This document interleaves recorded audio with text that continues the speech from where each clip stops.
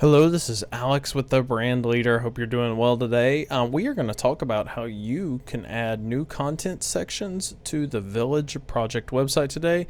I'm already logged into the back end, as you can see with my bar up here at the top. If you've got any questions about that, you can see earlier tutorials. But for today's purposes, I've already got pulled up the summer camps page, which is what we're going to focus on in my tutorial today, kind of showing you all how we can get in here and do this.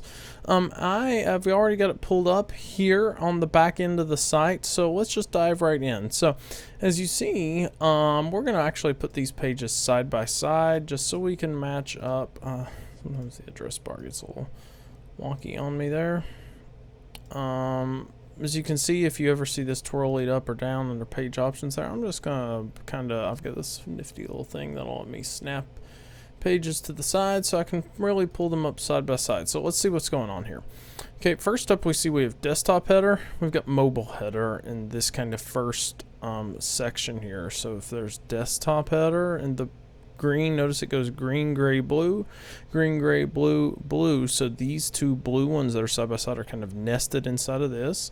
And then we've got this bottom section, which is called Get Alone. That's probably a leftover from the template, but really that's hosting some of this content. So let's see. So right now we're in the normal desktop header. Notice these two objects are in one section. So notice when I start to make that like that, notice it kind of snaps to a different look when it gets to the mobile size. And notice there's summer camp and it's there. So I know that seems kind of an arbitrary distinction, but that's just how the plugin that manages the look of the page handles it as it goes from side to side. So for our purposes, we're going to come in here now and look, okay, what if we wanted to add another section to this? So first, let's look at what's in this. So you can always hit the little edit button here, and here you can kind of read, there's a little code here, but you can kind of read enough to know what's going on. So here's this center, so p-align center, so it's paragraph, it's a paragraph, it's aligned to the center, it's got a margin at the bottom of 60 pixels.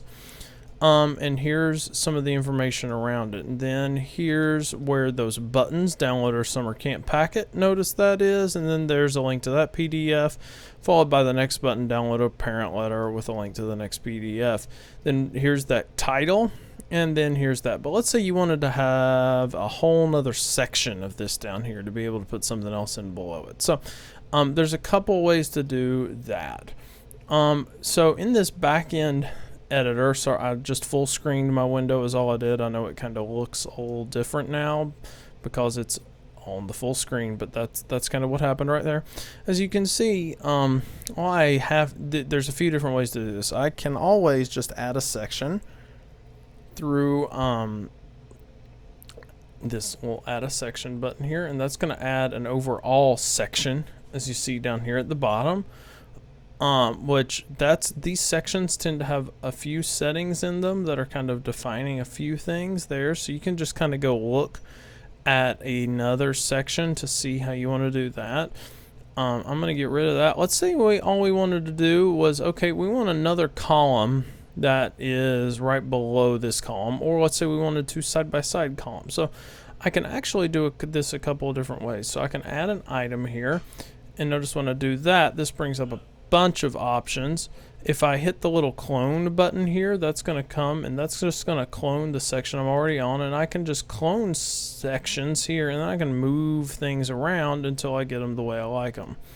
So this is a placeholder section here, so here's a few of these. Let's see if I can do that, and then I can it's kind of like a little bit of Jenga here until you get these sections laid out the way that you like them.